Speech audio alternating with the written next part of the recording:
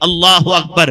پیغمبر رحمت صلی اللہ علیہ وسلم کی بارگاہ میں ایک مطلقہ خاتون حاضر ہوئی, صحابیہ حاضر ہوئی, عرض کرنے لگی یا رسول اللہ صلی اللہ تعالی علیہ وسلم, وہ فلاں شخص جو ہے, فلاں دو شخص ہیں جو مجھے اپنے لیے رشتہ بھیجے ہیں, سرکار آپ کا کیا مشورہ ہے؟ اب غور سے سنیں رشتے کے سلسلے میں پیغمبر رحمت صلی اللہ علیہ وسلم کیا جواب دیتے ہیں. ارشاد فرماتے ہیں سنو, پہلا جو رشتہ ہے اس کی لاٹھی کبھی کاندھے سے نہیں اترتی, یعنی معاملہ یہ ہے وہ بیویوں کے معاملے میں پیٹنے والا آدمی ہے تو اس سے بچو, اور دوسرا کنگال ہے اس سے بھی تم نہ کرو. دونوں کے حوالے سے سرکار نے منع فرما دیا, اور پھر فرمایا اسامہ ابن زید سے تم شادی کر لو یا زید سے شادی کر لو. اس طریقے کا ارشاد آقا کریم صلی اللہ علیہ وسلم نے فرمایا. آپ اندازہ لگائیں پیغمبر رحمت صلی اللہ علیہ وسلم نے ایسوں کے ساتھ شادی سے بچنے کا حکم بھی دیا جو لاٹھی لے کر کھڑے ہوتے ہیں اور پٹائی کیا کرتے ہیں اپنی بیویوں کی, اور اسی طریقے سے پیغمبر رحمت صلی اللہ علیہ وسلم نے بالکل قلاش کے ساتھ شادی کرنے سے روکا.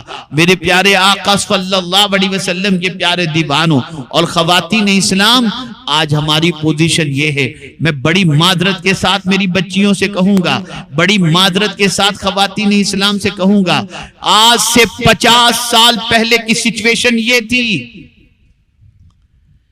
کہ اگر باپ اپنی بیٹی کا رشتہ کہیں کرنے کا ارادہ کرتا تو باپ اپنی بیٹی سے کہتا بیٹی فلاں لڑکا مجھے سمجھ میں آ رہا ہے, اس کا رشتہ تمہارے لیے آیا ہے, تو بیٹی تمہاری کیا مرضی ہے.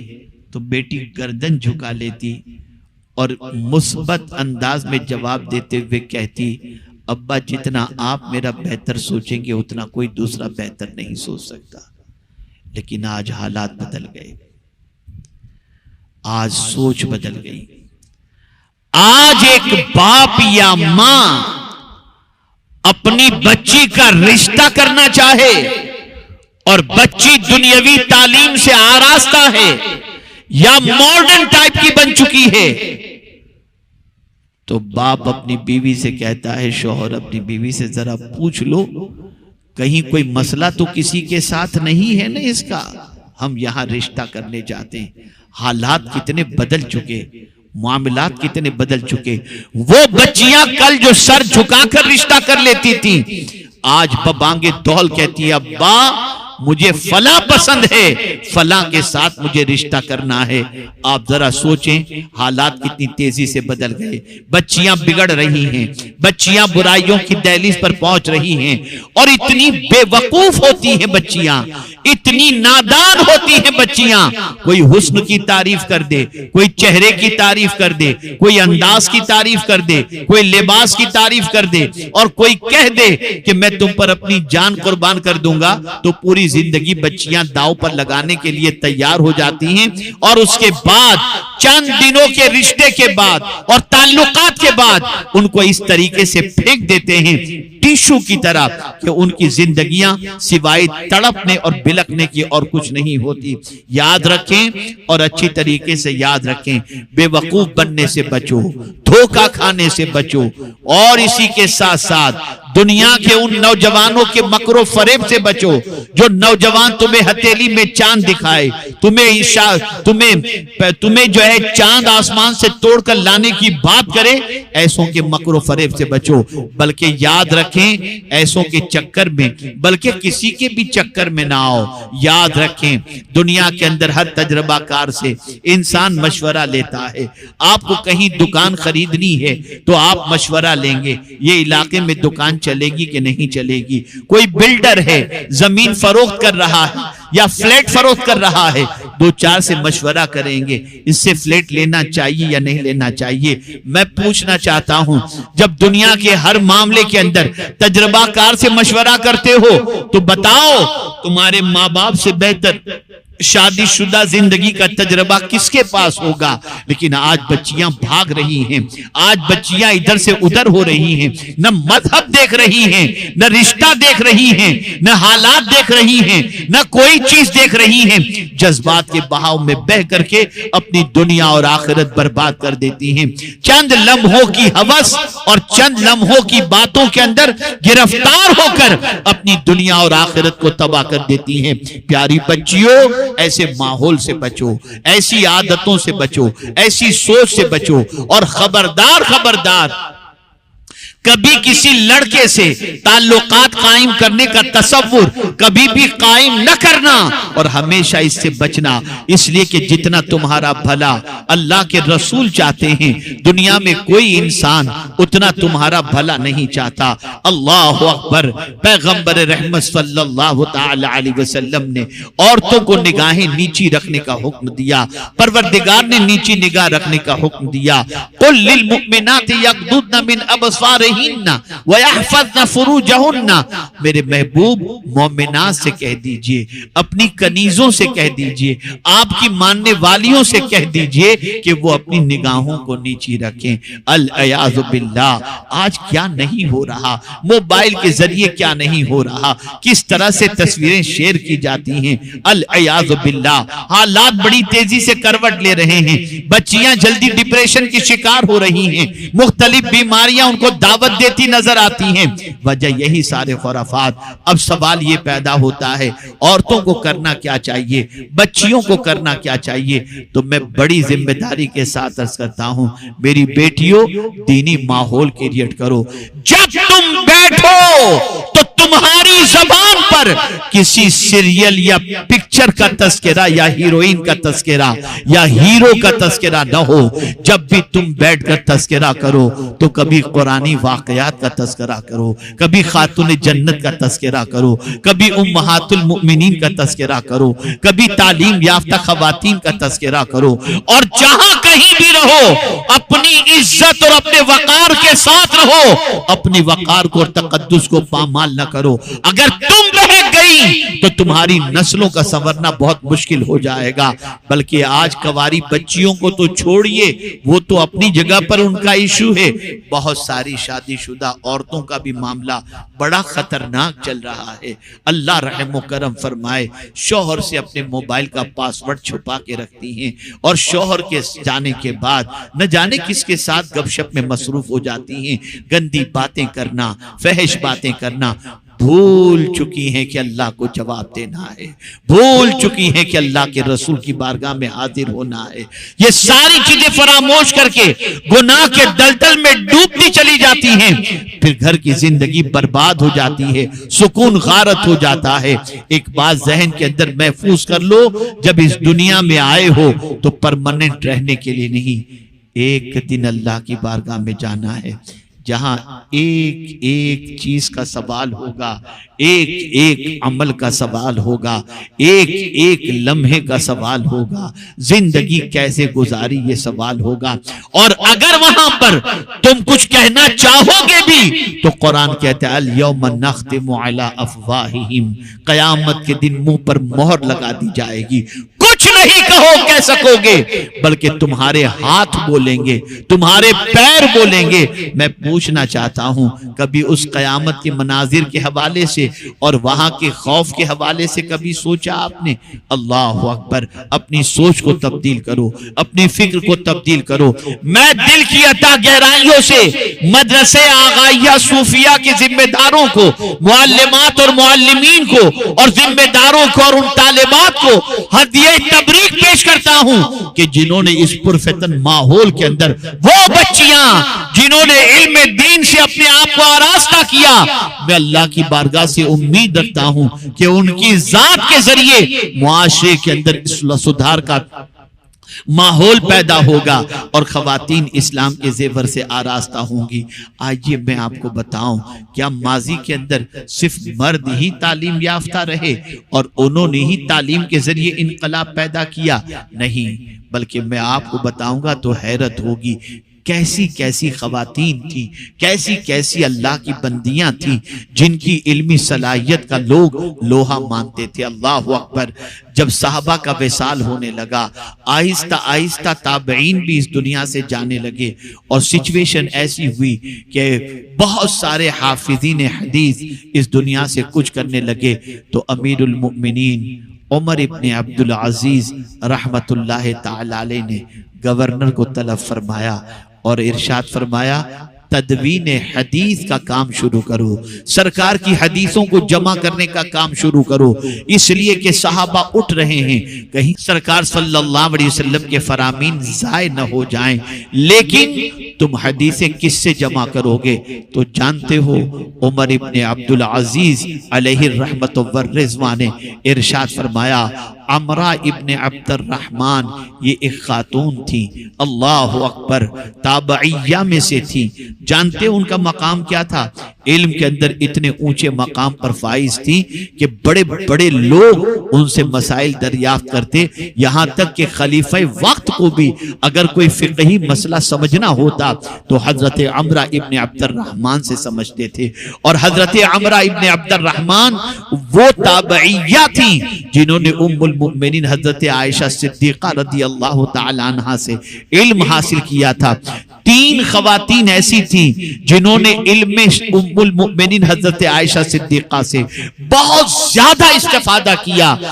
انہی استفادہ کرنے والیوں کے اندر حضرت عمرہ ابن سعد ابن عبد الرحمن تھی، بڑی جلیل القدر تابعیہ، علم کے مقام میں، علم کے سلسلے میں، ذکاوت کے سلسلے میں، ذہانت کے سلسلے میں بڑا اونچا درجہ تھا، اور ان کی روایات کو جمع کرنے کے حوالے سے حضرت عمر ابن عبدالعزیز نے فرمایا آپ اندازہ تو لگائیں اس زمانے کی عورتوں کے علم کا معاملہ کہ جن کے دور کو خلافت راشدہ کے دور سے یاد کیا جاتا ہے، وہ حضرت عمر ابن عبدالعزیز اگر تدوین حدیث کے لیے کسی کا نام انتخاب کرتے ہیں تو وہ حضرت عمرہ ابن عبد الرحمن کا پتہ چلا۔ خواتین کا علمی کارنامہ بھی بہت بڑا ہے، ان کی قربانیوں کی وجہ سے علم بہت دور تک پہنچا، ان کی قربانیوں کی وجہ سے علم کا معاملہ بہت پھیلا، لیکن اللہ اکبر آج وہ جذبہ سرد ہوتا چلا گیا۔ خواتین جو ہے وہ علم دین کی طرف توجہ نہیں دے رہی، لیکن ایسا بھی نہیں، آج بھی بہت ساری عالمہ ایسی ہیں، بہت ساری معلمات ایسی ہیں جو علم کے سلسلے میں تگودو کر رہی ہیں، بہت ساری طالبات ایسی ہیں جو علم کے سلسلے میں تگودو کر رہی ہیں، محنت کر رہی ہیں، اور اپنے آپ کو علم کے زیور سے آراستہ کر کے معاشرے کو علم کے اندر ڈبا دینا چاہتی ہیں اور علم کے زیور سے آراستہ کرنا چاہتی ہیں۔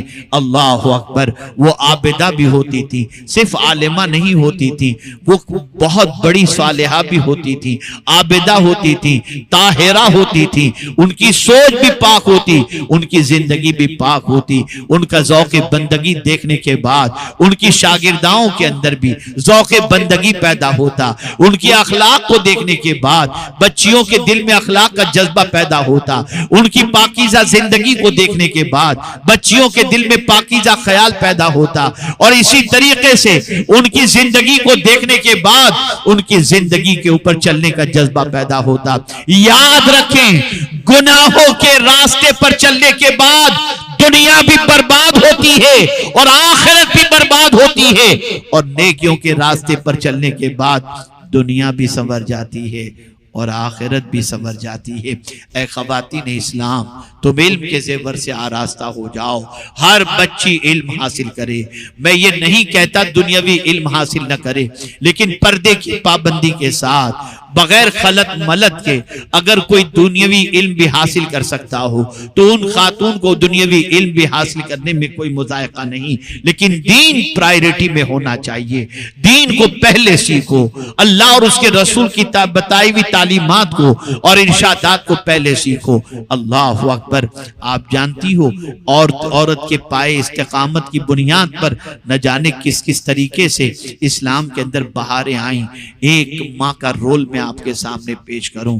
اللہ اکبر۔ میرے پیارے آقا صلی اللہ علیہ وسلم کے پیارے دیوانوں اور خواتین اسلام، تاریخ میں ایک ایسی ماں بھی ملتی ہے، عیون الحکایات کے اندر یہ واقعہ موجود ہے۔ اللہ اکبر۔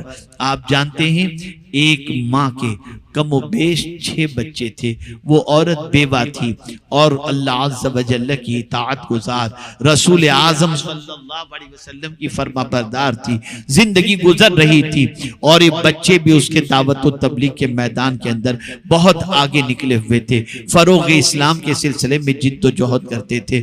ماں اسلام پر اتنی قائم تھی کہ اپنے بچوں کے حوالے سے بڑی فکر مند رہتی تھی کہ ان کی زندگی بھی تابناک گزرے۔ آج کی مائیں اس سبق سے، اس واقعے سے سبق حاصل کریں۔ اللہ اکبر۔ ایک مرتبہ ایسا ہوا، عیسائی بادشاہ کو پتا چلا کہ جو ہے یہ فیملی اسلام کے سلسلے میں بڑی محنت کر رہی ہے، گرفتار کرنے کا حکم دیا، گرفتار کر کے لایا گیا، اور جب گرفتار کر کے لایا گیا تو جانتے ہیں آپ، عورت اور 6 بچے موجود تھے۔ سب سے پہلے بڑے بچے سے کہا گیا یہ خنزیر کا گوشت ہے، تم اسے کھا لو۔ اللہ اکبر۔ اس نوجوان مسلم بچے نے کہا جس چیز کو میرے رب اور اس کے حبیب صلی اللہ علیہ وسلم نے حرام فرما دیا میں اسے نہیں کھا سکتا۔ کہا نہیں کھاؤ گے تو تمہیں زندہ جلا دیا جائے گا، تمہیں قتل کر دیا جائے گا۔ اس نے کہا موت سے ڈر نہیں، آخرت میں رب کی بارگاہ میں شرمندگی سے ڈر لگتا ہے، اس لیے سنو تم جو چاہو کر گزرو، لیکن میں خنزیر کا گوشت نہیں کھاؤں گا۔ ماں کے سامنے جوان بیٹے کو شہید کر دیا گیا۔ ماں نے اللہ کا شکر ادا کیا اور یہ کہنے لگی اے اللہ تیرا شکر ہے کہ میرا بیٹا حرام سے بچ کر تیری رضا کی خاطر اپنی جان کو قربان کر دیا۔ دوسرے بچے کو بادشاہ نے بلایا، کہا دیکھ اسے کہہ دے کہ یہ خنزیر کا گوشت کھا لے، ورنہ تیرے پہلے بیٹے کا جو انجام ہوا ہے وہی اس کا انجام ہوگا۔ دوسرے بیٹے کے سامنے بھی خنزیر کا گوشت پیش کیا گیا، اس نے بھی یہی کہا کہ میں جان تو دے سکتا ہوں، حرام کو نہیں کھا سکتا۔ یکے بعد دیگرے 5 بڑے بچے اس کے شہید کر دیے گئے۔ اس کے بعد عیسائی بادشاہ نے کہا دیکھیے تیرا چھوٹا بچہ ہے، تیرا آخری بچہ ہے، اب اگر یہ بچہ اس کو تو سمجھا لے کہ یہ خنزیر کا گوشت کھا لے میں اسے آزاد کر دوں گا، تجھے بھی آزاد کر دوں گا، اور پھر تم جس طرح سے عیش و عشرت میں زندگی گزارنا چاہو میری طرف سے کوئی مضائقے کی بات نہیں۔ جا لے جا اپنے بچے کو اور تھوڑا سا سمجھا دے۔ ماں اپنے چھوٹے والے بچے کو لے کر جاتی ہے اور کنارے لے جا کر کہتی ہے بیٹے ایک بات تجھ سے کہنا چاہتی ہوں، بتائیے ماں کیا کہنا چاہتی ہو؟ ماں کہتی ہے بیٹے سن، تو جب بہت چھوٹا تھا نا، جب پیدا ہوا تھا تو بہت کمزور تھا، مجھ پر تیرے ڈبل حق ہیں۔ ہر ایک کے لیے قرآن کا حکم ہے کہ 2 سال دودھ پلانا چاہیے، لیکن تو اتنا کمزور تھا کہ میں نے دوسرے بچوں کو تو 2 سال دودھ پلایا، لیکن مجھے تیری طاقت کے بارے میں خیال تھا کہ تو کمزور ہے تو میں نے تجھے 2 سال سے زیادہ دودھ پلایا ہے۔ لیکن بیٹے آج میں سخت امتحان کے اندر ہوں، میں ڈر رہی ہوں کہ کہیں تجھے یہ خنزیر کا گوشت پیش کریں اور تو خنزیر کا گوشت کھا کر مجھے رسوا نہ کر دے۔ ماں کی بات یہ سننے کے بعد بیٹا کہتا ہے ماں میں تو ڈر رہا تھا کہ کہیں تم مجھے کنونس کر لو گی اور مجھ سے کہو گی کہ میں خنزیر کا گوشت کھا کر کے بچ جاؤں تاکہ تمہاری خدمت کر سکوں، لیکن میری ماں تم نے مجھے حوصلہ دیا ہے، ماں یقین رکھو میں حرام چیز کو نہیں کھاؤں گا۔ اللہ اکبر۔ پھر وہ بچے کو کہتی ہے جا بیٹے۔ جیسے ہی وہ پہنچا بادشاہ نے کہا سمجھا دیا تم نے اپنے بچے کو؟ خاتون نے کہا ہاں میں نے اپنے بچے کو سمجھا دیا ہے۔ بچے سے کہا بیٹے خنزیر کا گوشت کھا لو۔ بچے نے بہت جلال بھری آواز کے اندر کہا میں جس چیز کو اللہ نے حرام فرمایا اسے نہیں کھا سکتا۔ اس نے اس بچے کی چمڑی ادھیڑ دی، اس نے بچے کو زندہ کاٹا اور کاٹنے کے بعد بچے کو شہید کیا، خال اتار دی۔ ماں اپنے بچے کی یہ کیفیت نگاہوں کے سامنے دیکھتی رہی اور پھر اللہ کا شکر ادا کرتی رہی، مولا تیرا کرم ہے کہ میرا بچہ حرام سے بچ کر شہادت کا مرتبہ پا چکا ہے۔ اللہ اکبر۔ پھر اس ماں سے کہا گیا اب تو کیا چاہتی ہے؟ زندگی عیش کے ساتھ گزارنا چاہتی ہے تو خنزیر کا گوشت کھا لے۔ برجستہ اس ماں نے جواب میں فرمایا میرے 6 بیٹوں کو شہادت کا جام نصیب ہوا ہے، جس ماں نے اپنے بچے کو حرام سے اتنا بچایا ہو وہ ماں کس طریقے سے حرام کی مرتکب ہو سکتی ہے، میں اسے ہاتھ تک نہیں لگا سکتی۔ اس خاتون کو بھی شہید کر دیا گیا۔ انا للہ و انا الیہ راجعون۔ عرض کرنے کا منشا یہ ہے ماؤں کو ایک فکر تھی کہ بچے حرام سے بچیں چاہے اس کے لیے جان دینی پڑے۔ کیا آج ہماری مائیں اور ہمارے دور کی خواتین اپنے بچے کو حرام سے بچانے کے لیے اس طریقے کی کوشش کرتی ہیں؟ ارے حرام تو سوچو، نماز کے لیے اپنے بچوں کو تیار نہیں کرتی۔ بچہ نماز نہ پڑھے تو کوئی فرق نہیں پڑتا، بچہ قرآن نہ پڑھے تو کوئی فرق نہیں پڑتا، بچہ عبادت نہ کرے کوئی فرق نہیں پڑتا، بچہ لڑکیاں گھماتا ہو کوئی فرق نہیں پڑتا۔ اچھا بچہ تجھے کون سی پسند ہے؟ لا میں پیغام لے کر جاتی ہوں، العیاذ باللہ۔ ماؤں کی سوچ بھی بدل گئی، بچوں کی سوچ بھی بدل گئی، معاشرے کی سوچ بھی بدل گئی، بچیوں کی سوچ بھی بدل گئی، شادی شدہ عورتوں کی سوچ بھی بدل گئی۔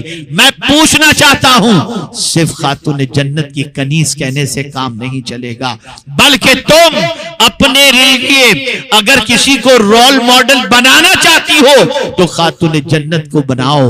اگر ان کے نقش قدم پر چلو گی تو قیامت کے دن کوئی تمہیں پناہ دے یا نہ دے، خاتون جنت کی چادر تمہیں اپنے دامن کے اندر چھپا لے گی اور پناہ خاتون جنت کی چادر میں نصیب ہو جائے گی۔ اور تو دین سیکھو، بچیوں قرآن سیکھو، بچیوں علم حاصل کرو، بچیوں با کردار بن جاؤ، با صلاحیت بن جاؤ۔ تم جہاں جاؤ بگڑا ہوا معاشرہ وہاں پر سیدھے راستے پر چلنے لگ جائے۔ تم اپنے بچوں کی تربیت کے اندر اتنی محنت کرو، اتنی محنت کرو، اتنی محنت کرو کہ ان کے دل میں گناہوں سے نفرت پیدا ہو جائے۔ اگر کوئی عالمہ ہے معاشرے کو سدھارنے کے لیے کوشش کرے، خود گناہوں سے بچے، گناہوں سے بچانے کی جد و جہد کرے۔ میں یقین کے ساتھ کہتا ہوں اگر کوئی اس طریقے کی کوشش کرتی ہے تو کوئی ناراض ہو یا راضی اس کی فکر مت کرنا، مدینے کے تاجدار راضی ہو جائیں گے، خاتون جنت راضی ہو جائیں گی۔ بس ایک آخری جملہ عرض کر کے میں اپنی گفتگو کو ختم کرتا ہوں۔ کیا وجہ ہے معاشرے میں نیک لڑکے نظر نہیں آتے؟ کیا وجہ ہے معاشرے میں نیک لڑکیاں نظر نہیں آتی؟ سب سے بڑی وجہ اس کی یہ ہے آج اچھی مائیں نہیں رہ گئیں۔ میں نے ایک مفکر کا جملہ وادی نور کے اجتماع میں خواتین کے میں نے کہا تھا کہ ایک مفکر کہتا ہے تم مجھے اچھی مائیں دو میں تمہیں اچھی قوم دوں گا۔ اللہ اکبر۔ مائیں اچھی ہوں تو قوم اچھی ہو جایا کرتی ہے۔ ماؤں تم سدھر جاؤ، خواتین تم سدھر جاؤ، عزم کر لو۔ اللہ اکبر۔ پہلے تو سچویشن ایسی تھی کہ مائیں اپنے بچے کو گود میں بٹھا کر کے تلاوت کیا کرتی تھی، ایک طرف گود میں بچہ ہوتا، ہاتھ میں قرآن شریف ہوتا۔ لیکن آج پوزیشن یہ ہے بچہ کام والی کے سپرد ہے اور ماں بیٹھ کر ٹی وی دیکھ رہی ہے، سیریل دیکھ رہی ہے، پکچر دیکھ رہی ہے۔ العیاذ باللہ۔ بدلو اپنی سوچ کو، بدلو اپنے افکار و نظریات کو۔ اسلام تمہاری طرف دیکھ رہا ہے، ٹک ٹکی لگا کر دیکھ رہا ہے۔ کوئی خاتون جو مرد خاتون جو میدان عمل میں قدم رکھ کر معاشرے کے بگڑے ہوئے حالات کو سنوارنے کی کوشش کرے؟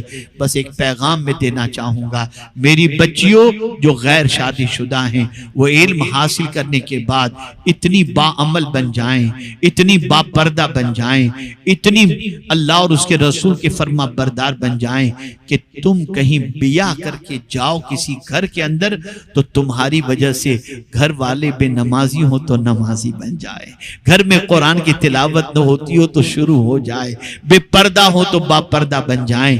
اللہ اکبر۔ ایسی بہت ساری بچیاں ہیں جو بیاہ کر سسرال جاتی ہیں تو پورے خاندان کو نمازی بنا دیتی ہیں۔ آج تمہارے رول کی اسلام کو بہت ضرورت ہے، آج تمہارے کردار کی اسلام کو بہت ضرورت ہے۔